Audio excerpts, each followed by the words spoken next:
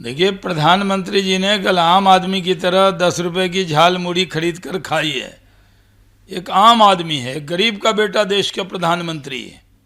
वो आज तक प्रधानमंत्री बन गए, लेकिन उन्होंने अपनी ज़मीन को भूला नहीं है, अपने रूट को भूला नहीं है।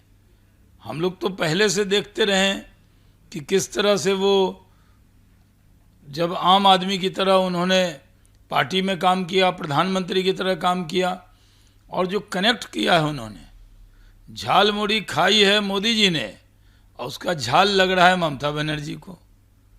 जो तीखापन है झाल मुड़ी में, वो दीदी को लग रहा है।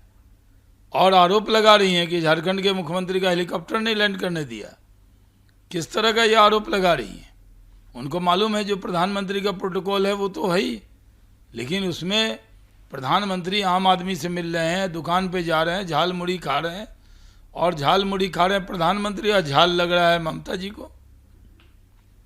प्रधानमंत्री ने साफ तौर पे कहा है कि मेदिनीपुर रैली में कि या तो 29 अप्रैल तक सरेंडर करने की चेतावनी दी है। साथ ही कहा कि बिहार में एकमात्र मजबूत विकल्प है भाजपा सरकार।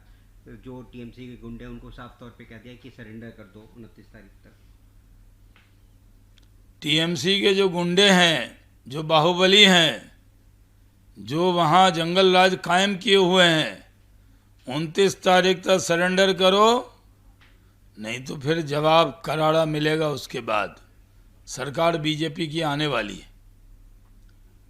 सर, जिस तरीके से प्रियंका गांधी, राहुल गांधी ने कहा कि 545 सीटों में से आरक्षण दे, केंद्र मंत्री किरण रिजिजू ने साफ तौर पे कहा है कि भ्रम फैलाने की जरूरत नहीं है। पूरे देश की महिलाएं इतने गुस्से में है कि अब वो डरकर बहाना बना रहे हैं।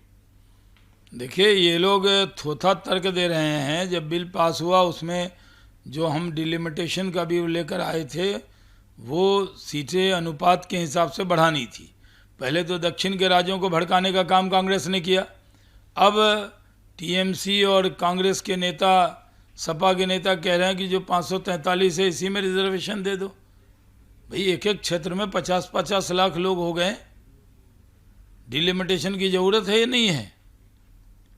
जितना बड़ा राज होता है उससे ज़्यादा तो एक लोकसभा क्षेत्र में संख्या हो जाती है। बहाना इनका है सिर्फ महिला आरक्षण को रोकना, डिलिमिटेशन का तो बहाना ले रहे हैं ये लोग। ये संविधान की दुहाई देकर संविधान का अपमान कर रहे हैं ये लोग। देश कभी क्षमा नहीं करेगा। देश की महिलाएं कांग्रेस, टीएमसी, डीएमके, सपा और जो उनके सहयोगी हैं उनको क्षमा करने वाले नहीं हैं। केंद्रीय मंत्री धर्मेंद्र प्रधान ने कहा है कि ममता बनर्जी घबराई हुई हैं और जनता इस बार उन्हें हरा देगी। देखिए, ममता बनर्जी पूरी तरह घबराई हुई हैं।